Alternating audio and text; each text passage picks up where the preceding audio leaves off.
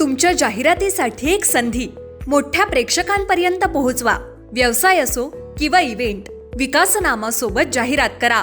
स्क्रीनवरील नंबरवर आजच संपर्क करा।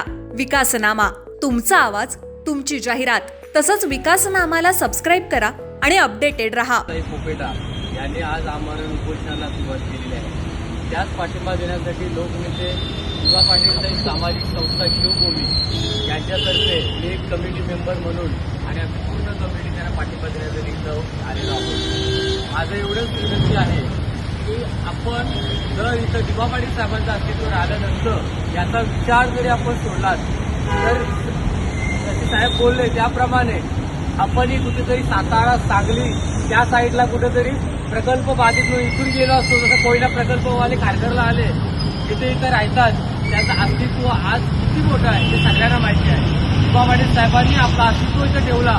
आपल्याला आज प्लॉट मिळाले, आपल्या जमिनी राहिले, आपले गाव राहिले। प्लॉट मिळूनही जर गाव राहिला नसता तर तुमचंही नाव राहिलं नसतं आणि आमचंही नाव राहिले नसतं। हे नाव ठेवण्याचं काम युवा पाटील साहेबांनी केलं। युवा पाटील साहेब हे फक्त जर रायगडसाठी आहेत एवढीच जर संकुचित विचारसरणी कोणाची असेल तर त्यांना सांगू इच्छितो, ज्यावेळी आपल्या महाराष्ट्राचं आंदोलन झालं, बेलगाव इथं ज्यावेळी संयुक्त महाराष्ट्राचं आंदोलन झालं, त्यावेळी महाराष्ट्रातील नव्हे देशातील सर्व राजकीय पक्षाचे नेते, मग ते स्वर्गीय आपले बाळासाहेब ठाकरे साहेब पण त्यावेळी आंदोलनात होते, मोठमोठे नेते होते त्यावेळेला। बहुतेक नेत्यांनी 1 महिन्यामध्ये 15 दिवसांमध्ये स्वतःची जामीन घेऊन राजकीय इथं आपली शांत होऊ नये पोलीस पण पुन्हा परत आले।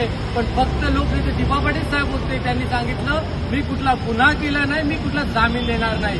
आणि कर्नाटक सरकारला 2 महिने 3 महिने त्यांना जेलमध्ये टाकल्यानंतर निर्दोष सोडण्याचं त्यांना कमीपणा घ्यायला लागलं आणि त्या सोडण्यात आलं। स्त्री भ्रूण हत्या कायदा हा पहिला युवा पाटील साहेबांनी आपल्या राज्यसभेत आणला। तो इथं पास केल्यानंतर लोकसभेमध्ये आपल्या इथल्या लोकांनी लोकसभेमध्ये तो कायदा नेला, स्त्री भ्रूण हत्या कायदा विरुद्ध कायदा, तो युवा पाटील साहेबांनी अख्ख्या देशाला दिलेला आहे। त्याच्यामुळे ते फक्त रायगड जिल्ह्याचे होते। हा जो काही त्यांचा संकुचित जो विचार आहे तो बाजूला ठेवला पाहिजे। तुमचा आणि आमचा आणि पुढे येणाऱ्या पिढीचा अस्तित्व जर टिकवायचा असेल, आपण आगरी, कोली, कराडी इथला मराठा, मुस्लिम, दलित सर्व समाज यांचा जर नाव इथं राहायचं असेल तर फक्त आणि फक्त त्याला एकच पर्याय आहे, लोकनेते युवा पाटील साहेबांचं नाव या आंतरराष्ट्रीय विमानतळाला लागलं पाहिजे।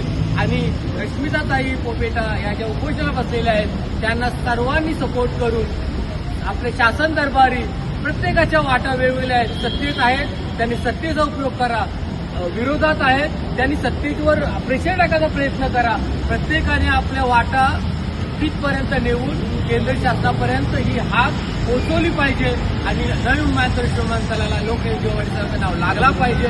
एवढं बोलतो आणि थांबतो। जय हिंद, जय महाराष्ट्र, जय युवा। तुमच्या जाहिरातीसाठी एक संधी मोठ्या प्रेक्षकांपर्यंत पोहोचवा। व्यवसाय असो किंवा इव्हेंट, विकासनामा सोबत जाहिरात करा। स्क्रीनवरील नंबरवर आजच संपर्क करा। विकासनामा, तुमचा आवाज, तुमची जाहिरात। तसंच विकासनामाला सबस्क्राइब करा आणि अपडेटेड रहा।